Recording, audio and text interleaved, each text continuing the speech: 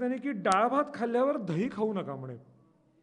त्या दह्याचा विपरीत परिणाम होतो. आपण नेहमी जेवण झालं की त्याच्यावर दही खातो. यांनी दही खाऊ नका म्हणून सांगितले. त्याच्याऐवजी दह्याचं ताक करा आणि ते प्या असं सांगितलं. पुढचा मुद्दा अतिशय महत्त्वाचा आहे, पण सध्याच्या धावपळीच्या युगात न पाळता येणारा आहे. तो म्हणजे जेवणाची वेळ निश्चित करा. Timing of your lunch and dinner should be fixed. त्या वेळेला बरोबर पोटाला सवय लागते मग की आता आपल्याला अन्न ग्रहण करायचं आहे. मी दुपारी बरोबर 12 वाजता जेवतो आणि रात्री बरोबर 8 वाजता जेवतो. संध्याकाळी मी खात नाही काही. ह्या माझ्या वेळा ठरलेल्या आहेत आणि त्यामुळे माझी प्रकृती उत्तम राहते. मला कित्येक वर्षात काहीही झालेलं नाही आहे. सर्दी, खोकला, ताप, पडसं हे पण होत नाही मला. बाकीचे आजार तर सोडूनच द्या. मी आत्ताच्या ह्याच्यात सुद्धा थंड पाण्याने शॉवरखाली आंघोळ करतो. मी कधीही गरम पाण्याने आंघोळ करत नाही. हां, फक्त रविवारी अंगाला जर का तेल मालिश केलं स्वतः तर गरम पाणी घेतो अंगावर. नाही तर मी 12 महिने फक्त गार पाण्याने आंघोळ करतो. माझी उंची 6 फूट आहे, म्हणजे 72 इंच, आणि वजन 73 किलो आहे. डॉक्टर म्हणतात अतिशय आदर्श शरीर आहे. नाही तर 72 इंच ज्यांची उंची असते त्यांची, आणि मी 51 वर्षाचा आहे, तर ह्या वयाला 80 ते 85 किलो वजन असतं. आणि ते कमी कसं करायचं हा प्रॉब्लेम येतो. त्यामुळे तुझं उत्तम आहे वजन, तो काही करू नकोस. मी रोज 2 वेळा व्यायाम करतो. सकाळी वॉर्मअपचे व्यायाम, सूर्यनमस्कार, डिप्स, सिटअप्स, नंतर 20 मिनटं संजीवनी प्राणायाम, जो आमचा एक प्राणायाम आहे ज्याची मी शिबिरं घेतो. तासाचं शिबिर असतं ते जवळजवळ, त्यात तो शिकवतो मी सगळा. हे एवढं सगळं सकाळी. आणि संध्याकाळी 2 ते 2.5 किलोमीटर चालणं आणि त्यातलं 100 ते 200 मीटर धावणं. सगळा जॉगिंगचा ड्रेस घालून संध्याकाळी चालायला बाहेर पडायचं. त्या बागेतल्या ट्रॅकवर 1 राऊंड पळायचं. हा एवढा व्यायाम. म्हणजे मी तो नियम सांगितला, 2 वेळा जेवायचं असेल तर 2 वेळा व्यायाम करायचा, हे मी पाळतो. एखाद्या वेळी माझा व्यायाम झाला नाही तर मी त्याच्या पुढच्याचं जे जेवण आहे ते मी स्किप करतो. मी बळच कधीही खात नाही. म्हणजे समजा संध्याकाळी काही कारणाने मला कंपनीतनं यायला उशीर झाला आणि चालायला जायला जमलंच नाही, तर मी पत्नीला सांगतो, अहो आज मी फक्त भात खाईन, मला पोळी भाजी नको. एवढं नियम मी पाळतो, कारण मला 99 वर्ष जगायचं आहे. किती? 99. आता हाफ सेंचुरी झाली आहे तसं बघायला गेलं तर फक्त. आणि हे जे कार्य मी सुरू केलं आहे समाज प्रबोधनाचं, ते मला तितके वर्ष करायचे अजून पुढचे. मग मी फिट नसेन तर कसं होणार ना. त्यामुळे माझे हे सगळे प्रयत्न चाललेले आहेत. आता पुढं सांगितलंय, रिफाईंड तेल स्वयंपाकात शक्यतो वापरू नका. कारण त्या रिफाईंड तेलात ते रिफाईंड करताना इतकं हे काढलं जातं की ॲक्च्युली त्या तेलातले जे घटक पदार्थ आहेत ना ते तुम्हाला मिळतच नाहीत. मग त्याच्याऐवजी त्यांनी काय सांगितलं आहे, आणि दुसरं सांगितलं त्यात इनऑर्गॅनिक केमिकल्स असतात, ती काही घालावीच लागतात, त्याच्यात तेवढं रिफाईंड होत नाही. म्हणून साधे शुद्ध घाण्यावरचं जे तेल असतं ते खा. आता ह्यातल्या काही काही गोष्टी करणं शक्य नाही असं नाही आहे, पण आपण त्या करत नाही. घाण्यावरचे तेल पुण्यात सुद्धा मिळतं. तुमच्या इकडं कसं, तुम्ही सगळे पुण्यातच राहत असाल ना का नाही? हां, मग घाण्यावरचं तेल आपल्याला उपलब्ध होऊ शकतं. श्रीनाथ टॉकीजपाशी गेलं तर तिथं मिळतं ते. तिथं त्यांच्या हे आहेत, दुकान आहेत त्याची. तर ती एक गोष्ट त्यांनी सांगितलं आहे. आणि थंडीत तिळाचं तेल खा. तिळाचं तेल अत्यंत चांगलं. गाईचं तूप खा, म्हशीचं खाऊ नका असं सांगितलं. आणि ती गाय कशी पाहिजे? देशी गाय पाहिजे बरं काय. विदेशी गायी नव्हेत. हां, देशी गाईचं तूप खायचं. आणि देशी गाईच्या तुपात जे गुणधर्म आहेत, खूप गुणधर्म आहेत देशी गाईच्या तुपात. देशी गाईचे तुपाचे 2 थेंब नाकात घालून तुम्ही झोपलात तर तुम्हाला शांतपणे झोप लागते. घोरण्याची सवय बंद होते. नाक चोंदलेलं असेल तर ते मोकळं होतं. घोरण्याची सवय त्यामुळे बंद होते की नाक चोंदलेलं सुटतं ना. हा फार उत्तम उपाय त्याचा. एखाद्या जखमेला जरी ते लावलं तरी ती जखम बरी होते. म्हणून मी तूप व त्याचे गुणधर्म ह्या नावाचं एक पुस्तक लिहिलं. असंच जिमला गेलो होतो, तिथं ॲडमिशन घेताना इंटरव्ह्यू घेताना ती बाई म्हटली की तुम्ही काय काय खाता. मी सांगितलं आम्ही रोज 4-5 चमचे तूप खातो. ती म्हणे एवढं तूप खाता तुम्ही. हाय म्हणे तूप नाही खायचं, तूप वर्ज्य असतं आपल्या ह्याला. म्हटलं कोणी सांगितलं तुला. छोटी होती म्हणजे एक 22-23 वर्षाची मुलगी होती ती.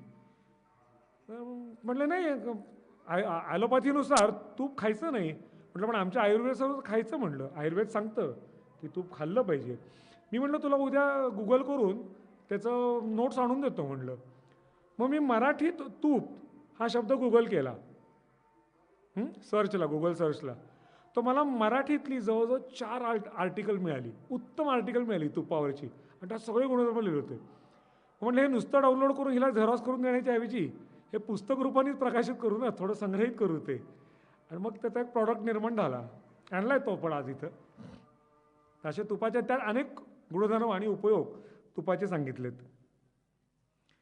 पित्ताचा ज्यांना त्रास असेल त्यांनी जिरे, हिंग, कोथिंबीर आणि धने हे खा. पित्त खवळल्यामुळं अनेक आजार होतात, त्यामुळे पित्तावर ह्याच्यात त्यांनी बऱ्यापैकी भर दिलाय.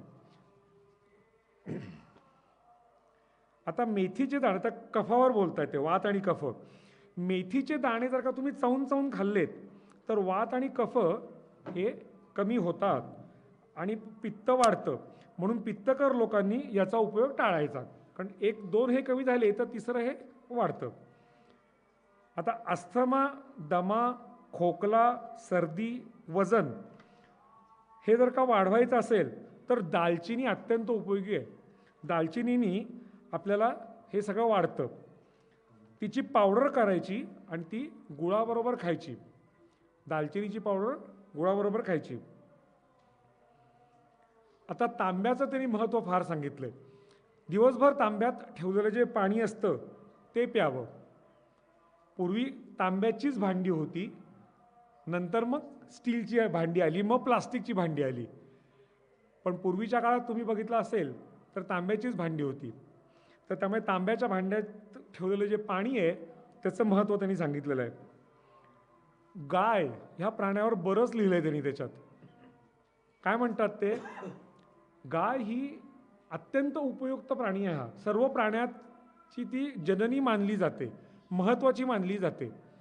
तर गाईचं रोज दर्शन घ्या, तिचं मुखदर्शन घ्यायचं. गाईचं तिचं जे मुख असतं ते फार चांगलं असतं, निरागस असतं, आणि त्याचं तुम्ही जर का दर्शन घेतलं तर तुम्हालाही चांगलं वाटतं, प्रसन्न वाटतं आणि दिवस चांगला जातो.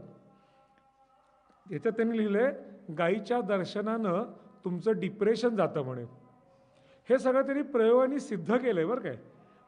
केवळ पूर्वीच्या ऋषींनी सांगितलं म्हणून नाही त्यांनी सांगितलेलं आहे, त्यांनी त्याचं प्रयोगशाळेत प्रयोग केलेत आणि ते सिद्ध केलंय. आता गाईचा दुसरा उपयोग म्हणजे शेणापासून गोबर गॅस बनवता येतो. गावाकडे त्याचे प्रकल्प असतात आणि त्याचा इंधन म्हणून वापर करता येतो. आणि पुढं त्यांनी सांगितलंय अशा बहुगुणी गायीची हत्या करू नका, ती टाळा. नंतर 14 वर्षापर्यंतची जी मुलं असतात ती जास्त झोपतात, त्यांना झोपू द्या, त्यांना उगाच उठवू नका. कारण का, तर त्या वयापर्यंत जास्त झोप आवश्यक असते. पण हे 14 वर्षापर्यंतच आहे बरं काय, तुम्हाला नाही. म्हणजे तुम्ही सगळे त्याच्यापेक्षा मोठे असणार, त्यामुळे मुद्दामून सांगितलं.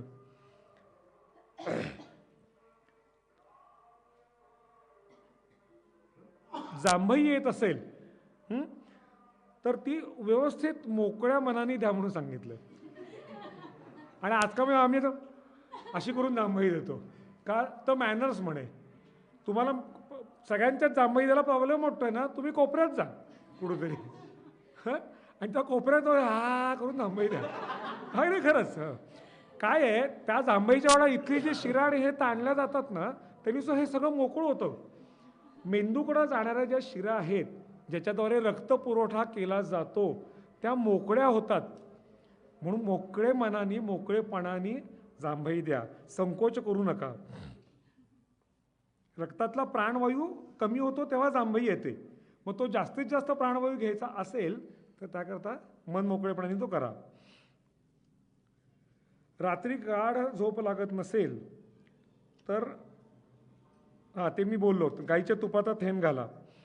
रक्तदाब वाढत असेल, रक्तदाबाचा एखाद्याला त्रास असेल तर त्यांनी काय करायचं, मेथी, पालेभाजी अथवा दाणे, गाजर, दुधी भोपळा व त्याचा रस, सफरचंद, केळे, पालक आणि वांग हे पदार्थ भरपूर खायचे. तोंड येत असलं तर गरम दुधात तूप घालून घ्या.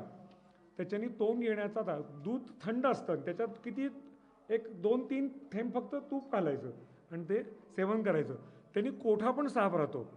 कोठा साफ झाला की आपल्या अंगातली उष्णता कमी होते आणि उष्णता कमी झाली की अनेक आजार हे होतात. उष्णतेनं अनेक आजार होतात आणि याचं सगळ्याचं मूळ हे पचनशक्तीत आहे आणि आपला म्हणजे परसा काढण्यात आहे. तर त्या क्रियावर आपण लक्ष दिलं पाहिजे. एका ठराविक वेळी सकाळी जाऊन बसायचंच तिथं. आपल्याला सवय लागते आणि संडासला नीट होत नसेल तर मात्र काळजी घ्यायला पाहिजे, कारण त्याच्यातनं खूप आजार निर्माण होतात.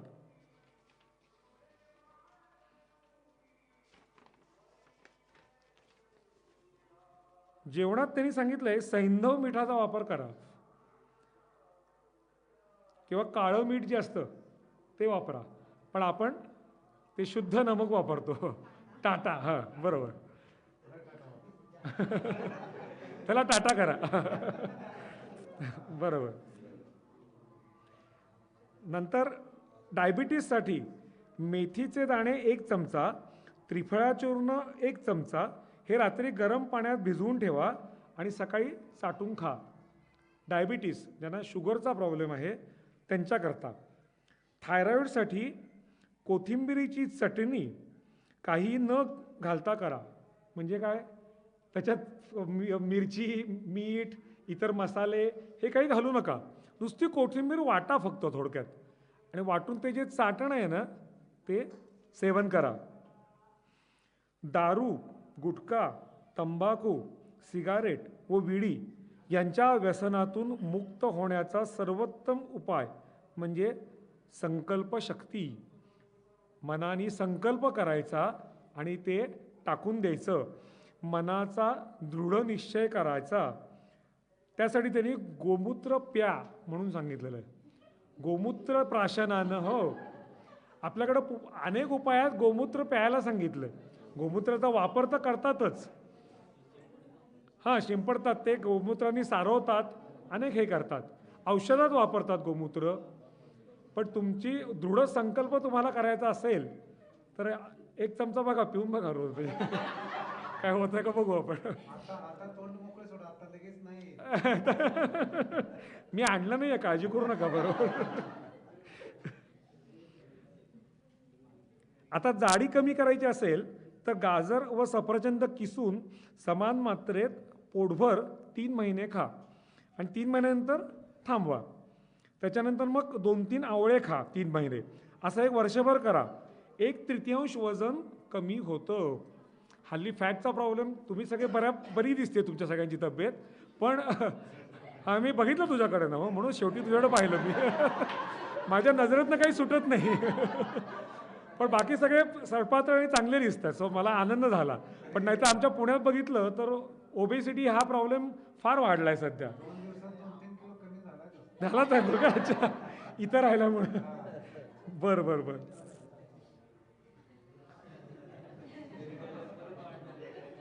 बरोबर. तर त्यामुळे त्यांनी ते सांगितले की हा उपाय करा. पाणी प्यायचा जो उपाय आहे तरी पण जाडी कमी होते. हां, सकाळी तुम्ही 5-6 ग्लास पाणी प्यायलात. काय गंमत आहे, आपल्या शरीरातलं फॅट आणि आपल्या शरीरातलं वॉटर पर्सेंटेज ह्या दोन्हीची बेरीज ही नेहमी समान असते. एकच आकडा असतो तो. आता तुम्ही पाण्याचं प्रमाण वाढवलं तर काय होईल, फॅट बर्न होईल आपोआप, कारण दोन्हीची बेरीज 1 राहते. म्हणजे समजा एखाद्या व्यक्तीची ती 70 असेल असं घटकाभर गृहीत धरा. आता त्या 70मध्ये समजा 40 किंवा 50% फॅट आहे आणि उरलेलं 20% पाणी आहे, तर तरी पाण्याचं प्रमाण जर का 30% केलं तर फॅट त्याचं आपोआप 40% होतं. मग त्याच्याकरता पाण्याचं जास्तीत जास्त सेवन त्यांनी करायचं. जर का शरीरातली ताकद कमी झाली असं वाटत असेल, थकवा जाणवत असेल, तर सुकामेव्यातलं अंजीर खा. सुकामेव्यातले सगळेच पदार्थ अतिशय उत्तम आहेत. बाकीचे ते काय तुमचं कच्ची दाबेली आणि भेळ आणि पिझ्झा ह्याच्यात पैसे खर्च करण्याच्या ऐवजी 100 ग्रॅम सुकामेवा खा. कोणी व्यायाम करायचं ना. मी रोज सुकामेवा खातो, कुठं फॅट वाढतं? फॅट नाही वाढत. काजू खाऊ नकोस, त्यातले काजू कमी खा, हे खायला नाही ते चालतील. काजूनी मात्र वजन जास्त वाढतं. पण बाकी बेदाणे, मनुका, नंतर पिस्ता, अंजीर, आणखीन काय असतं, चारोळे. चारोळे खाणं जरा कठीण आहे, महाग असतात त्या फार, कारण चारोळी खूप महाग असते. खजूर आणि खारका, बदाम राहिलं, हे सगळं खा रोज. रोज एक ठराविक, मी असं करतो, एक थोडं सगळं घ्यायचं, सुटा आणायचं, सुकामेवा मिक्स आणायचा नाही. कारण त्या मिक्समध्ये ते काय करतात, खारकांचा भर करतात आणि वजनात मारतात तुम्हाला ते.